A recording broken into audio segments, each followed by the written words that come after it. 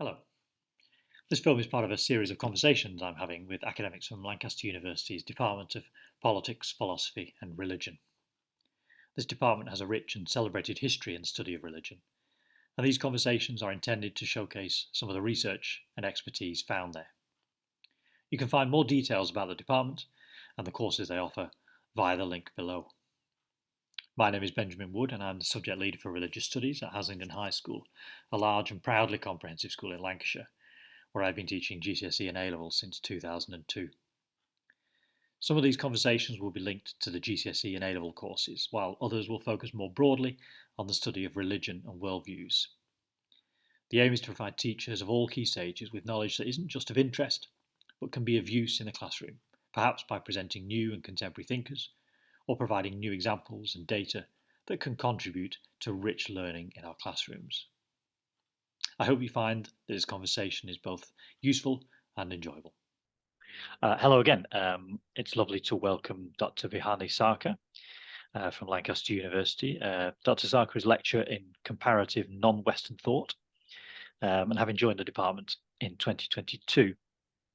Dr Sarkar is an expert in classical Sanskrit and the politics, religions and literature of early Indian cultures, with a number of publications focusing on the goddess traditions of Southern Asia.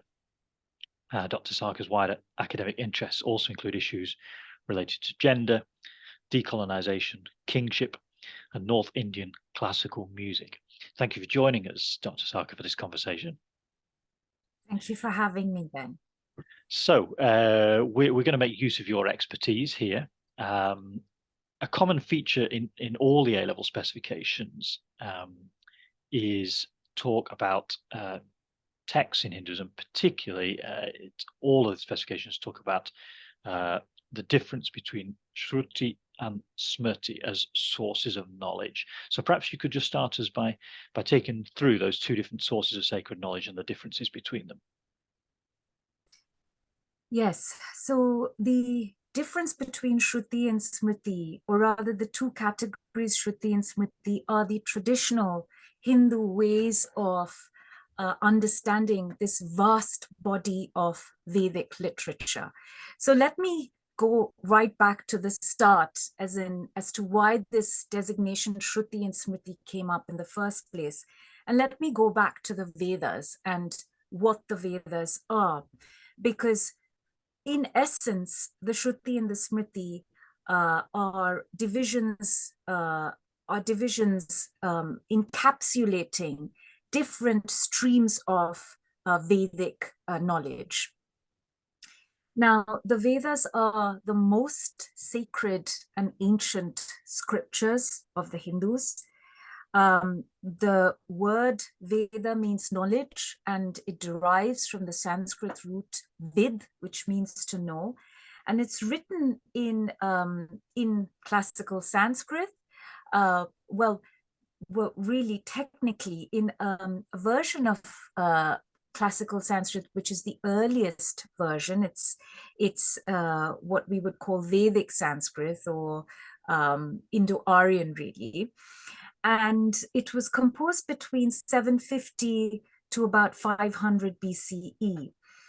And it really reflects the religious world of the early Indo-Aryans, just as they were migrating into the subcontinent. It is a compendia rather than a single text. The Vedas are a collection, it's a compendia of many different types of learning, of knowledge. It contains, for example, hymns to the most important gods of the Indo-Aryans. It contains myths and legends. It contains a ritual formulae or incantation that one has to recite while performing the solemn and sacred Vedic sacrifices, which take place around the fire. The fire is really the heart of the Indo-Aryan religious world, and fire is an important deity in the earlier parts of the Veda. It also contains philosophical sections, and also Hindu law, astronomy, phonetics. So it's really a vast corpus that we're talking about. The Vedas proper are divided into the Rig Veda, the Sama Veda, the Yajur Veda, and the Atharva Veda. And within these Vedas, there are textual layers. So each Veda has different textual layers. And this is really important for understanding the distinction between Shruti and Smrti later on. The earliest textual layer of the Vedas are called the mantra or the Sanghita portions. Now, these are the hymns to the most important gods being Agni, the god of fire, Indra, the god of lightning and thunder, and Mitra Varuna, who is this combined deity representing kingship, law, and order. And the earliest mantra or hymnal portion of the Vedas is the Rig Veda Sanghita, the mantra portion or the hymnal portion of the Rig Veda, which is really the earliest Hindu sacred text. After these metrical mantra or hymnal portions, the next layer of Vedic text is called the Brahmana.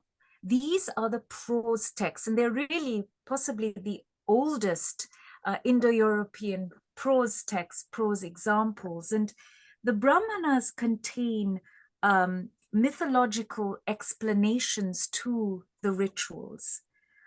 After the Brahmanas, you have another prose layer called the Aranyakas, or the forest books. And finally, after the Aranyakas, you have the Upanishads. The Upanishads are the philosophical core of the Vedas.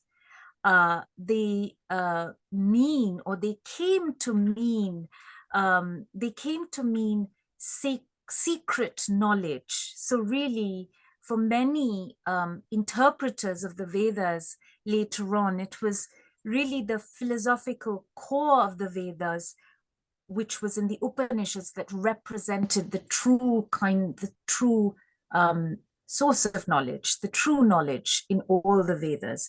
And the Upanishads were composed around 800 BCE. And the earliest one of the Upanishads are called the Brihadaranyaka Upanishad. So we're really talking about a vast amount of, a vast number of sources of knowledge contained in one sort of under one name, the Vedas. And these sources of knowledge that are combined within this text named Vedas developed over time, beginning from 1750 BCE. So the Vedas were thought to be revealed. The traditional view was that it is uncreated, it is apaurushaya. There is no divine being who created the Vedas, that it is sacred word in its perfect eternal form, word that always existed, and the connection between Vedic word and meaning was thought to have always been established. There was no prior individual establishing the connection between word and meaning, but that this connection between word and meaning was always there. And it was simply illuminated to the seven sages, who then revealed it to people. So in a way, this lies at the heart of the word Shruti, which means heard, because the word, which means what is heard, really. And that captures the idea that the Vedas were always existent.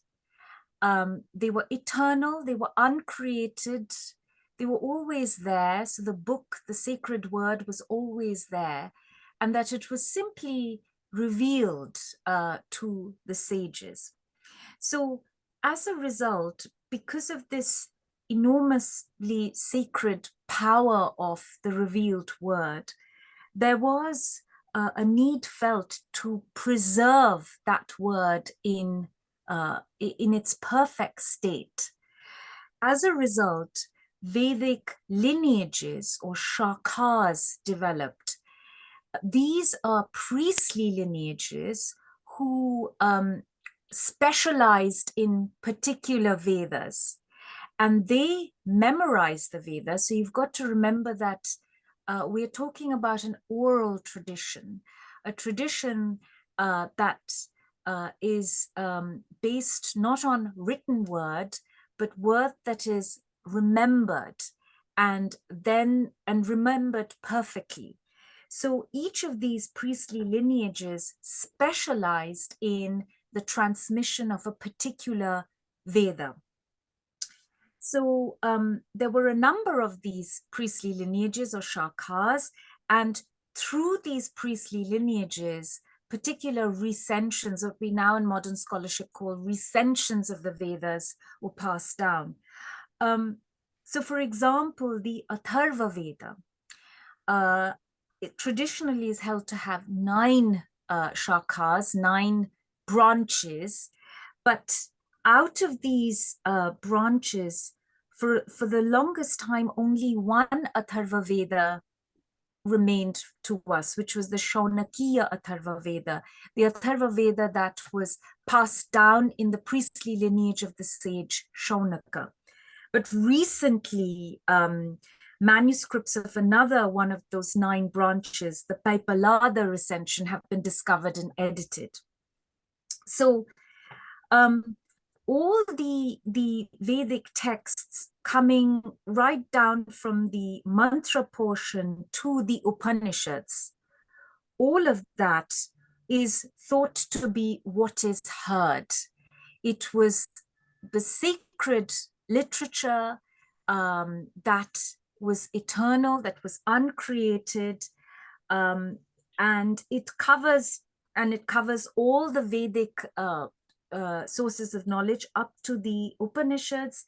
It was primordial, it was revealed to the sages, it always existed. So tradition holds this body right from the mantric portions of the 4 Vedas right up to the Upanishads as the Shruti, the thing that is heard, the thing that is revealed.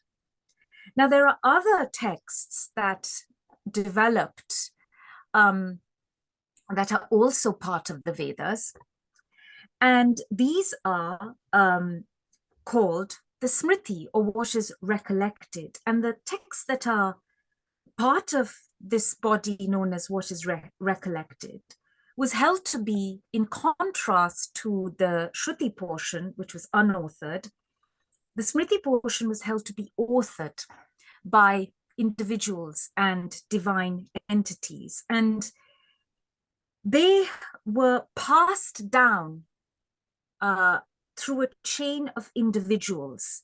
And these authored texts are passed down as they are remembered. So they're not unauthored, they are authored. So it's a tradition that is based on an individual's memory. And that's why they're called Smriti, or what is heard. But it's really, this category is really a very large category of texts. It comprises, for instance, the Puranas. The Puranas are books that contain Hindu legends and myths, but not just legends and myths, but also rituals and genealogies of kings, tales of the origin and destruction of the world. So in fact, you can say that much of Hinduism really draws from the world of the Puranas. The Puranas contain gods and goddesses and narratives about those gods and goddesses that do not appear in the earlier Shruti texts. So, and the way that these texts are authored, the way that these texts are structured is you'll always find a Puranic legend introduced by somebody said, Markandeya Uvacha, the sage Markandeya said, and then follows the legend. This is as an example. So the idea is that there are these histories, these stories, these narratives that went back in culture, and somehow they were being perhaps forgotten, but that these individuals remembered that earlier tradition and they passed it down. So apart from the Puranas, within the Smriti corpus, you also have Hindu legal literature, Dharma Shastra. You have what are called the 6 limbs of the Vedas, the Shad Angas, which comprises texts on phonetics, on metrics, on grammar, on hermeneutics, on astronomy, on ritual, and also the great epics of India, the Ramayana and the Mahabharata. These 2 tales, great tales of heroes of India, are part of the sacred Smriti canon. So they are religious works. You know, often in scholarship, we think of them as secular, that they are tales of heroes. Yes, they are tales of heroes, but tradition also regards them as secret knowledge.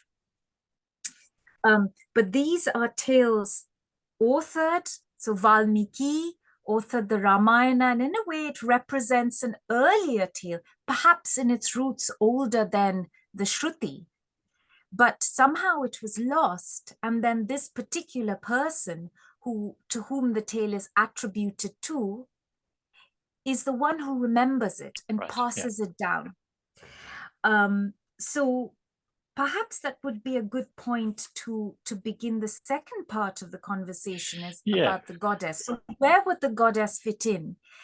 We find the sources of the goddess's tales within this work, within this collection of works called the Puranas, which are these myths and legends about gods that are fitted into this part of the Vedic canon called what is remembered, Smriti.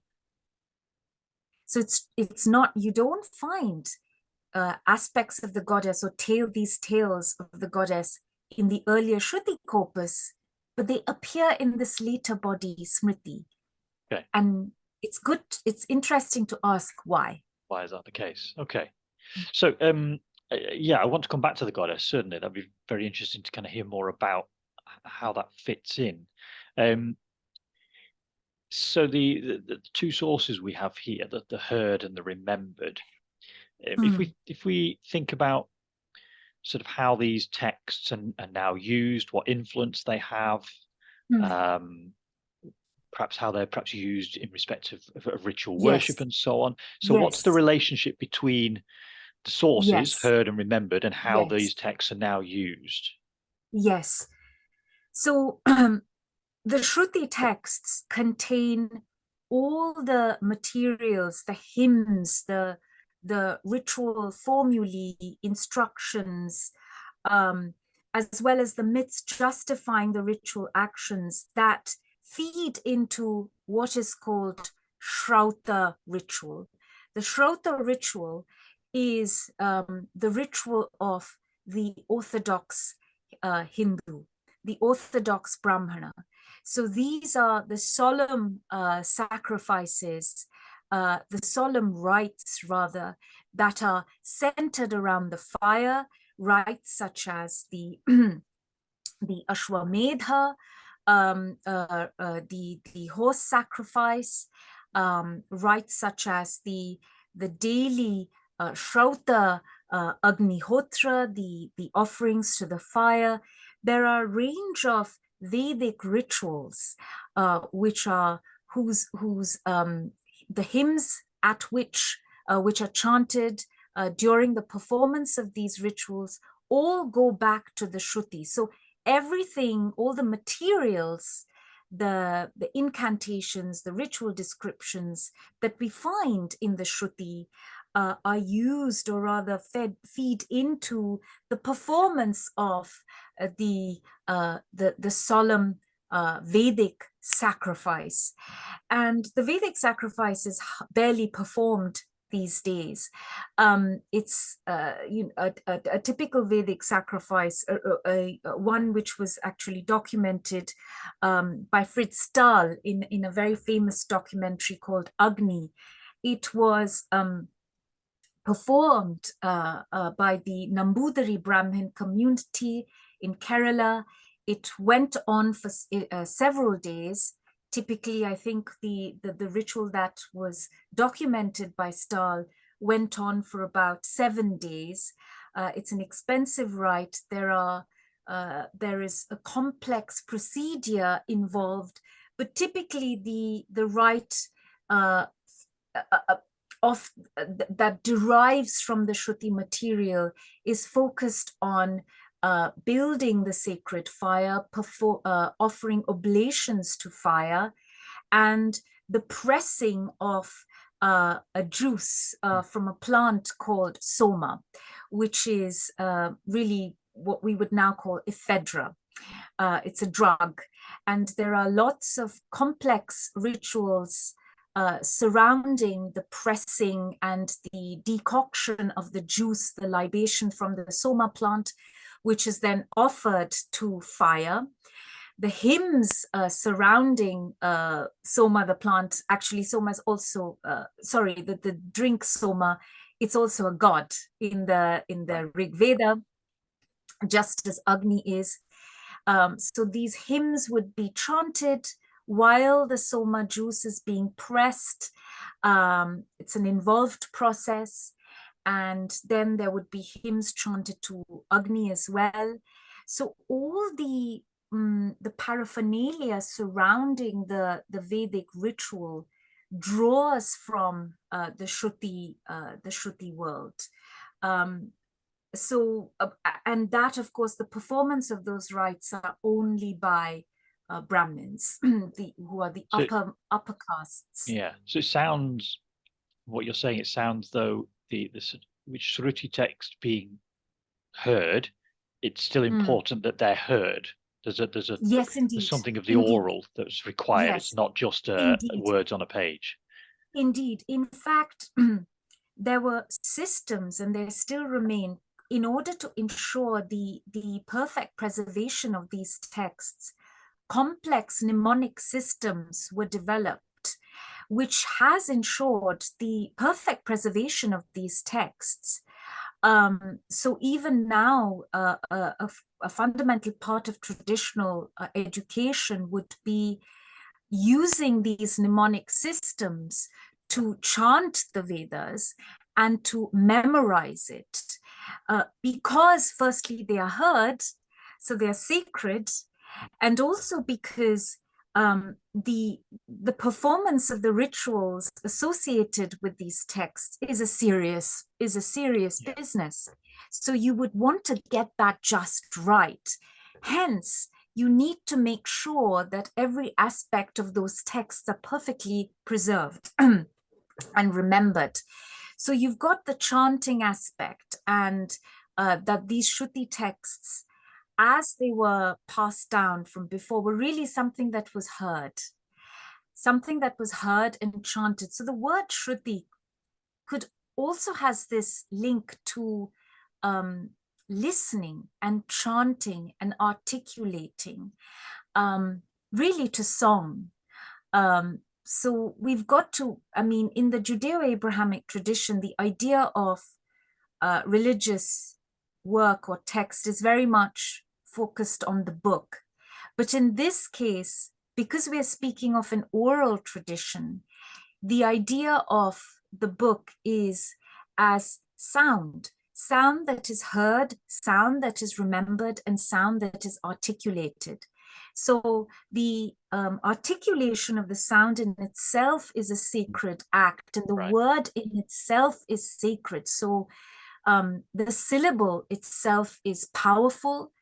The mantric syllables themselves are divine, are considered to be divine. So for instance, the syllable Om, which again can be split up into unitary components, U, Ma, the chanting of that and the meditative reflection on that in itself is a kind of worship and a sacred task. Yeah. So all these aspects go into the word, the designation Shruti, what is heard. Okay. And so then is there difference in where the Smrti texts are used and have influence now for Hindus? In a way, the difference is not much really, because the rituals and the stories that are narrated in this vast body called the Smriti, and especially I'm thinking of the Puranas, they are recited. They also, in fact, inform much of Hindu ritual today. Most of what we now think of as the world of Hindu worship, the rituals there, most of them derive back into Puranic statements in the Puranas. So for instance, rituals like worshipping the goddess in autumn, the Navaratri, for instance, the descriptions of those rituals and the myths justifying those rituals go back to Puranic literature. So yes, those works are always sacred.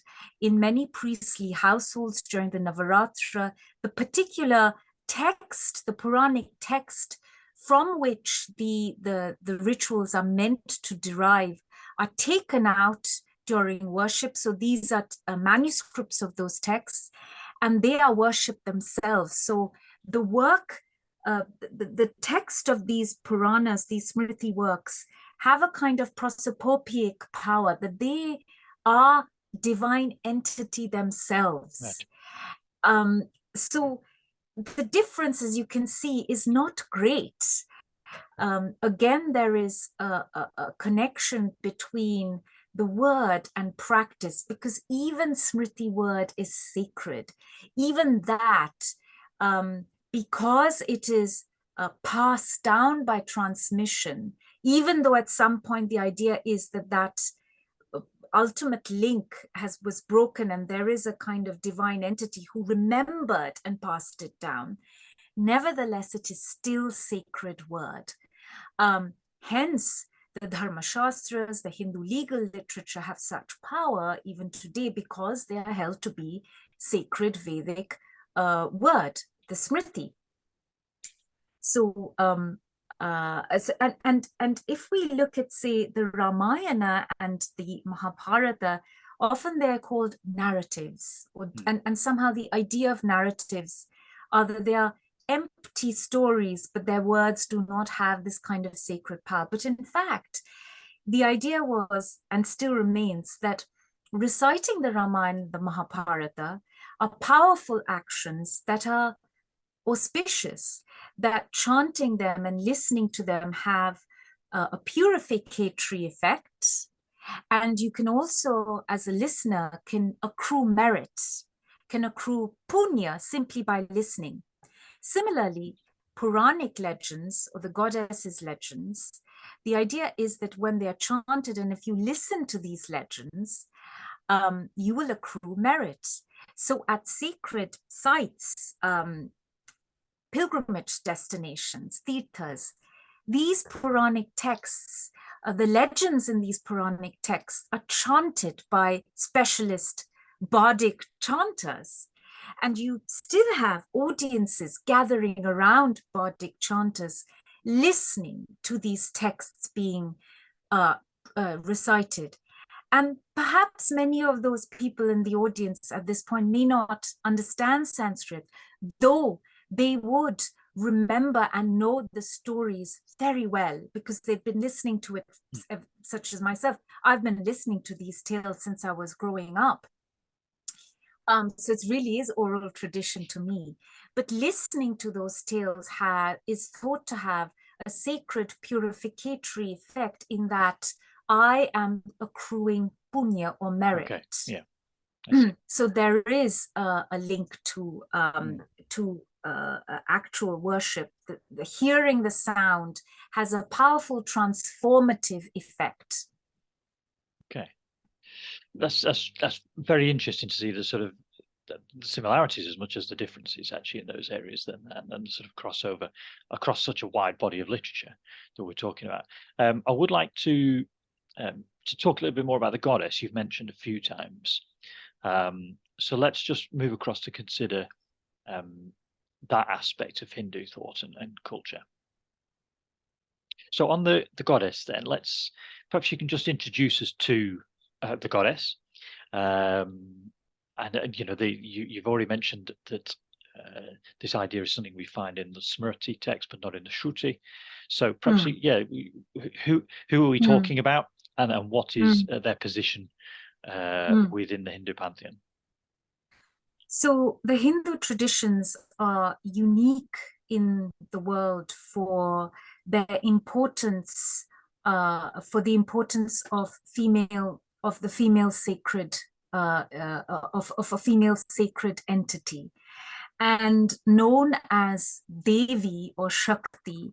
This feminine divine is worshipped in different substrates, in forms, in young girls as well as in sacred sites all over India called power sites, or Shakti Pitas.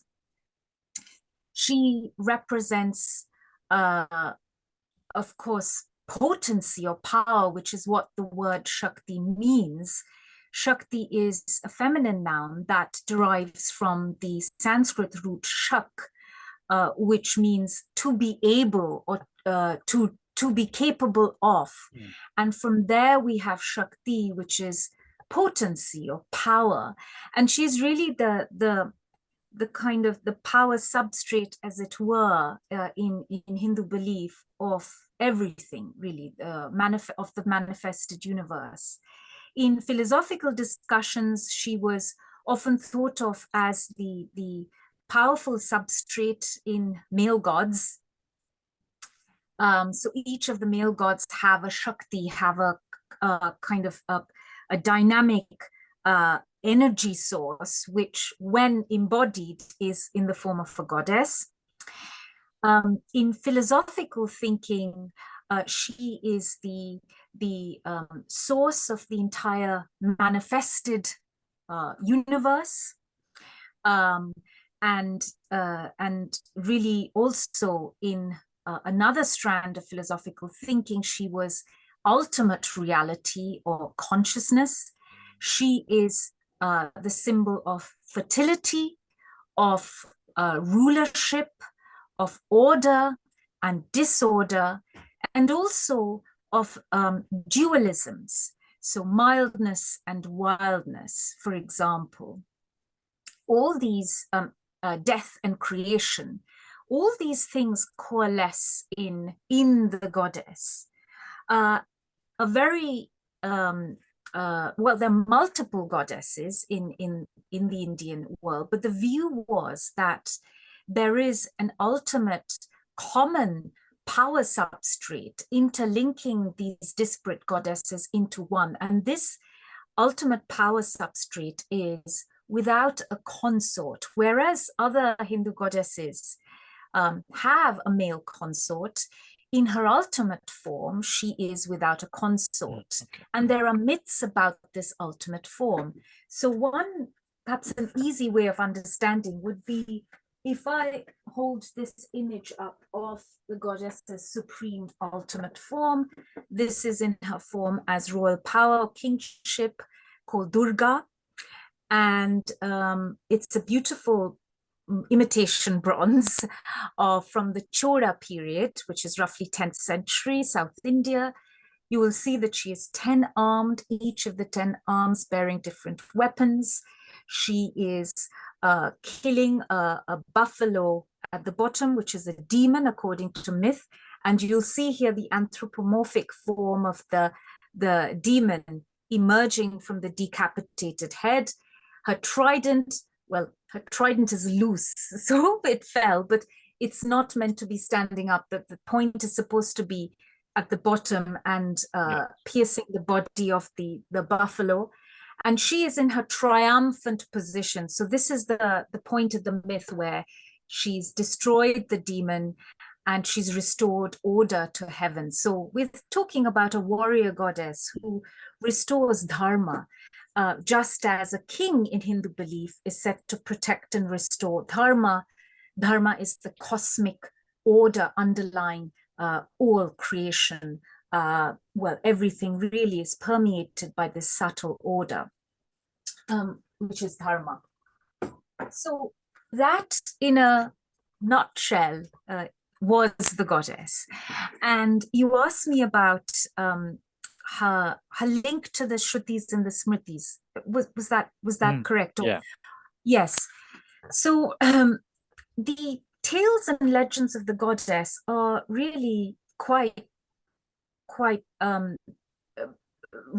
not quite a lot in the Vedic text, that is to say in the Shruti.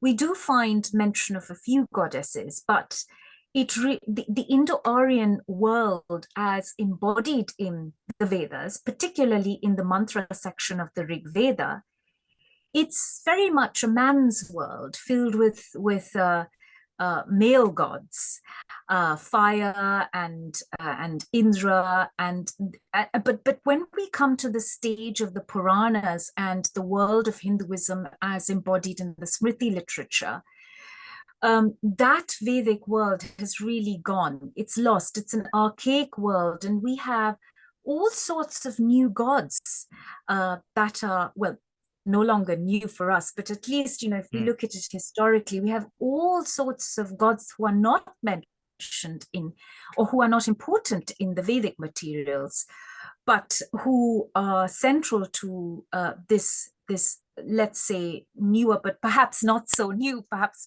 more ancient body of works called the Smriti.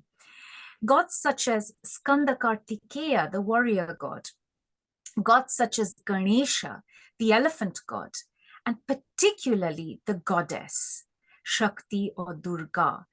Suddenly, we find these fully blown legends where she is the single most important figure appear in the Puranic materials. The Puranas, as I mentioned, are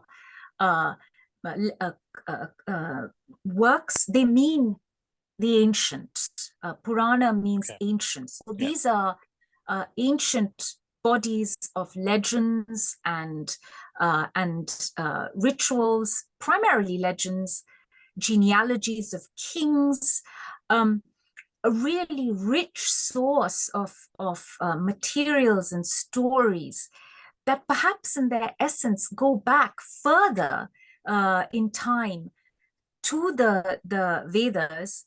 And perhaps they draw from a different world from the Vedas, whereas with the Vedic materials, the Shruti materials, their source seems to be, their ultimate source, let's say, provenance, seems to be Central Asian, because we know that a lot of Vedic deities and Sanskrit words, for example, are found in inscriptional material of the Mitanni people from around 1350 BCE from Central Asia. So this is, we're talking about Syria, that kind of world from Bronze Age cultures. So the world of the Vedic gods derives from there, whereas the world of the goddess is perhaps more indigenous to the subcontinent, that it might even be an older, earlier, female-centered religious tradition or matriarchal tradition, a goddess-oriented tradition. And because it was because the Indo-Aryan religious world were all patriarchal, as in they were all, male gods, God the Father, they don't have these goddesses. But at the stage of the Puranas, local indigenous mother goddesses were being assimilated into the Hindu fold. And this might explain why these legends appear of the goddess in the Puranas. So the most important legend is that the kingdom of the gods are run over by a demon, a buffalo-slaying demon. And none of the gods are capable of defeating him.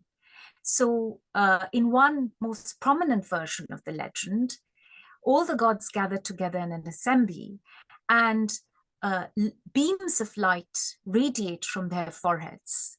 And from the combined essence, this effulgent essence, emerges a warrior goddess girt for battle and blazing with the light of the gods. And indeed, she's said to be formed from the light of the gods, from Tejas, this resplendent energy. So she is, in a way, energetic in essence. Her body is energetic. It's the materials of her body is light, really. And this being of light goes out into battlefield and single-handedly slays the demon, accompanied by her lion. Her lion is often her accomplice in battle.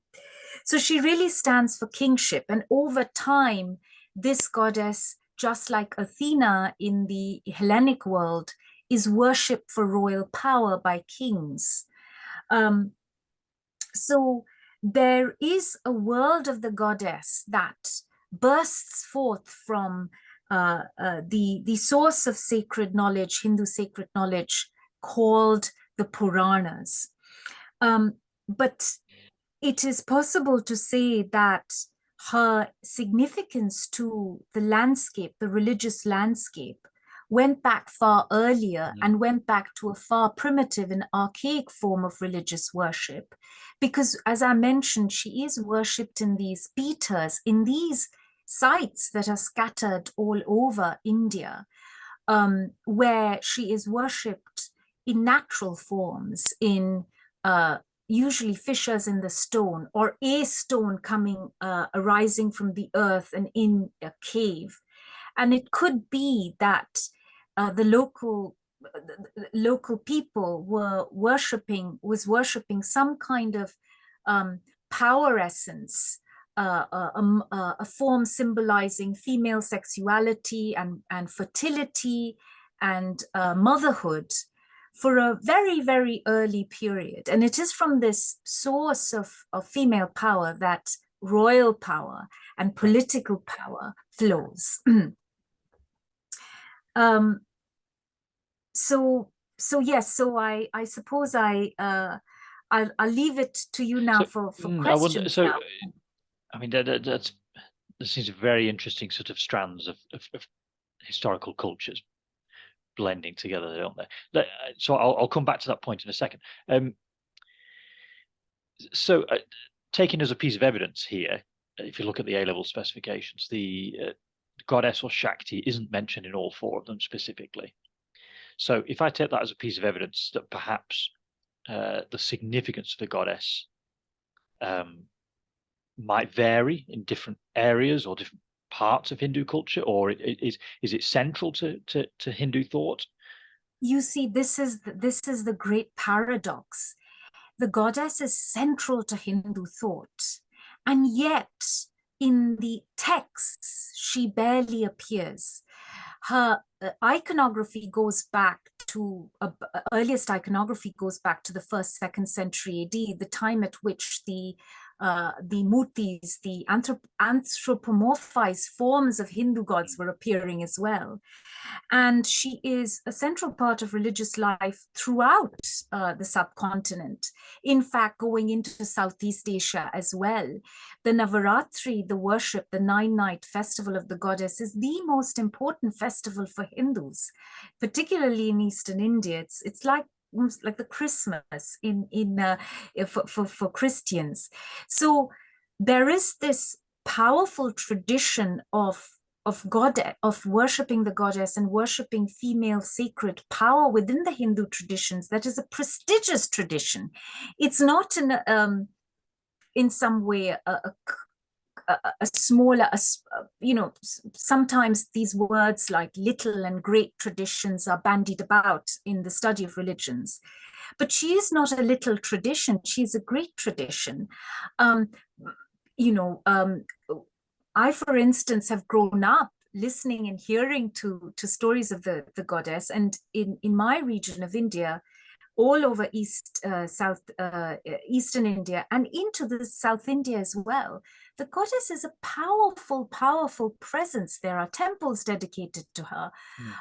She is worshipped, if not independently, always independently, but also with the great Hindu gods Shiva and Vishnu. Her presence is also marked in those spheres of worship, Vaishnava and Shaiva forms as well.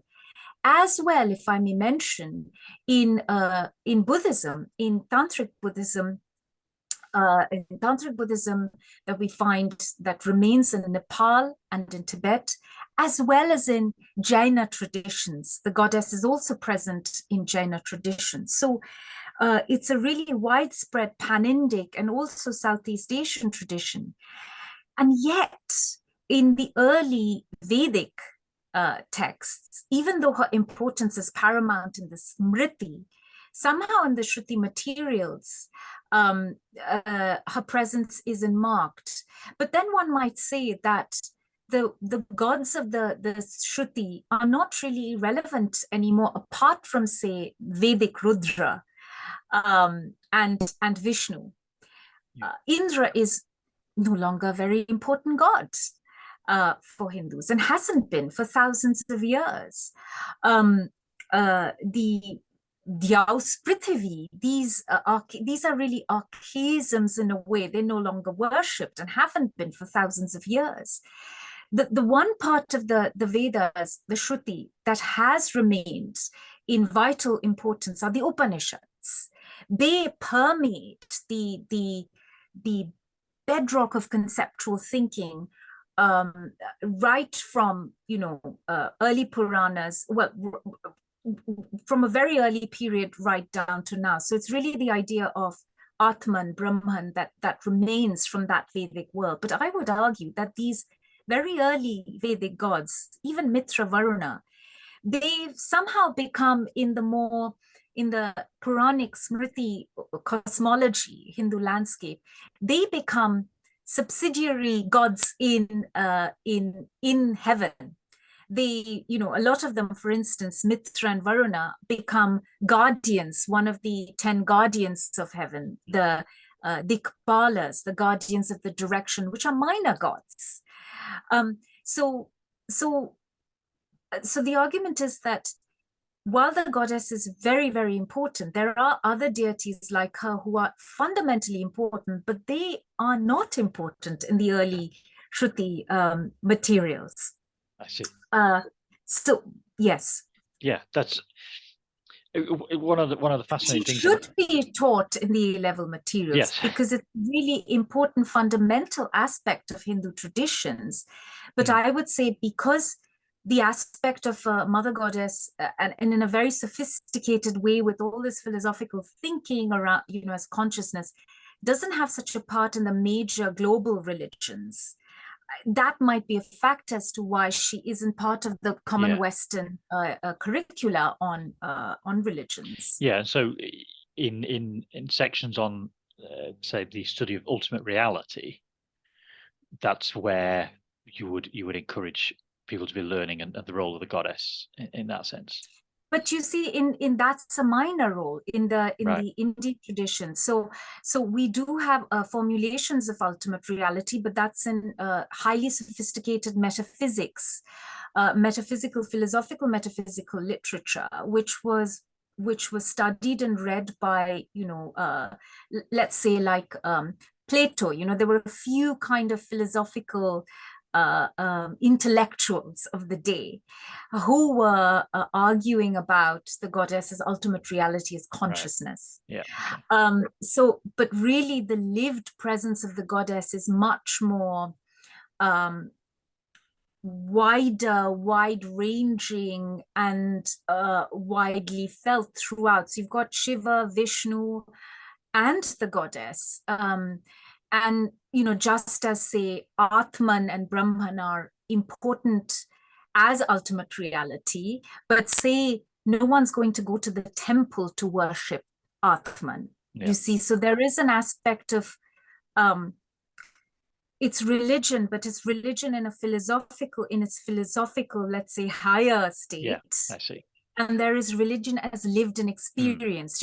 Of course, while saying higher state, I'm aware I'm using these hierarchical divisions. But let's say if you wanted to study a religion in a more sophisticated, subtle, more intellectual way, those would be the discussions and arguments that scholars of religion would be engaging with. The few kind of bright ones. Yeah. But for the vast majority, it's religion as lived and experienced, and within that, the goddess is a fundamental presence. Okay, thank you for that. So, so the last thing I want to kind of talk of, picking up something that you've mentioned several times, and we've seen in the discussion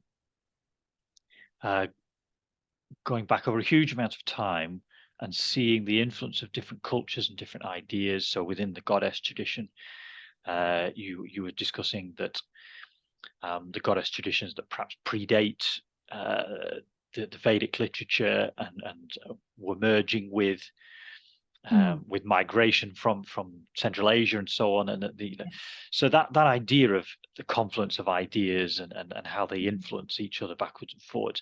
So I'm wondering, in a contemporary sense, India particularly, we know to be a very cosmopolitan country in the 21st century, large Christian and Muslim populations, and that's also true of other parts of Southern and Southeast Asia. So in terms of ideas about goddess, perhaps, but also ideas about Shruti and Smrti, have those ideas had influence, for example, in the way that Islam is lived in Southern Asia?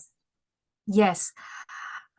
You're quite right in saying that India's cosmopolitanism is also reflected in its religious culture. There was a lot of intermingling of traditions, and what we now think of as Hinduism is this dynamic interaction between different religious traditions, and out of this different religious traditions, a singular idea emerges, a singular kind of idea formed of multiplicity, containing multiplicity emerges. The goddess's traditions, in fact, are a wonderful example of the syncretic nature of Hinduism, because it was in the worship of the goddess that traditions that were outside the Hindu folds, such as indigenous religious traditions, what an Orthodox Hindu would have called the outcast tradition, mlecha. Mlecha means outcast. So someone who is not a Hindu, who is not part of the fourfold Varna system, their religious tradition was derogatorily described by the Orthodox as the mlecha tradition. And they were, because of rules of untouchability and purity, those traditions and the people practicing those traditions were kept at a distance from caste-born Hindus. But it was in the goddess's tradition, and perhaps only, if I may say, within the goddess's traditions, that those mlecha outcast traditions were incorporated and validated. Many of these religious traditions was centered on goddesses themselves. We have many indigenous tribal castes of India, many tribal regions in Orissa, for instance, who worship tribal goddesses. And during the Hindu festival of the Navaratra, often these tribal goddesses are worshipped as the Hindu goddess Durga. So the idea of the goddess is both pure and impure, both Hindu and non-Hindu. It's a real, the goddess's tradition was a sphere in which we find an interaction of the non-Hindu and the Hindu. And both these elements coalesce in the figure of the goddess herself, who often can have two identities. There is the respectable Durga, who's very much Brahminical, who's very much Hindu, but then there might be a wild other ferocious tribal deity who is also an indispensable part of the goddess. So yes, so there's this interaction with indigenous traditions, and her, in fact, the goddess's traditions were, as Kunal Chakrabarti argues, a kind of an instrument for incorporating, assimilating others, religious others. But also to come back to the fact of Islam, in fact, some of the earliest, one of the earliest sponsors of a Durga temple in 9th century Maharashtra was a Muslim, a governor of a Rashtrakuta king called whose name is Sanskritized in Rashtrakuta inscriptions as Madhumati Sugatipa, but who really is, whose name was Muhammad. Muhammad was, we know from the inscription, a powerful governor in the Maharashtra region sometime around the 9th century AD. His overlord was a Hindu king, the Rashtrakuta. And he, in that inscription, is said to have authorized the building of a temple to Bhagavati, the goddess, and the formation of a Hindu monastery, a matta around the temple. So we find evidence that in fact the earliest, let's say, supporter, financial supporter of the worship of the goddess was a Muslim. And then coming back to Shruti and Smriti, but more all the gods that are mentioned in the Hindu world, Krishna, for example, if we look at North Indian classical music, often the songs that are sung, songs of devotion that are sung in North Indian classical music, were sung by the great Muslim singers, the great Muslim ustads. But these songs were often to Krishna. And also the Hindu singers of the North Indian classical tradition would sing songs to Allah. In around the 11th, 12th century AD, there is a movement called bhakti or devotion. And bhakti is based on a personal connection between devotee and God, an intense, passionate, interpersonal connection with the divine that is not confined by religious divisions. So Muslim worshippers would worship Hindu gods, and Hindu worshippers would worship Muslim peers or Muslim saints. So while it doesn't have anything to do with Shruti and Smriti, but the gods that are named and mentioned and popularized and whose tales we find in the Smriti, they would be worshipped, and they would be as familiar to Muslims in the 12th, 13th century because of this bhakti movement as they would to Hindus. So we actually often get from, in various parts of Maharashtra and in central India as well, Muslim peers or saints to whom Hindu populations would go to for blessings. And similarly, we have, things like dargahs or religious places, Muslim religious places in Delhi, like the Dargah of Nizamuddin Aulia. A Hindu can go and worship there. I went, in fact, to Nizamuddin Aulia. The doors were open to me, and I made a vow, a mannat, and tied a string there. And this kind of syncretic Hindu-Muslim religious sanctity or religious worship, which eludes sectarian divisions. This is something very, very special about the religious landscape of India. This kind of, I would say, this spiritual ecumenical and ecumenism, this large-hearted, altruistic embrace of spiritual power in all its diverse forms. That's very interesting to hear, because in some respects, a sort of a cursory glance, Islam and Hindu perspectives, ideas, it seems so different and seem so irreconcilable in some respects. Indeed. And yet what you're suggesting is that certainly on the level of how people live in India, there are ways in which these different cultures have influenced and worked together. Indeed. And with the goddess herself, I mean,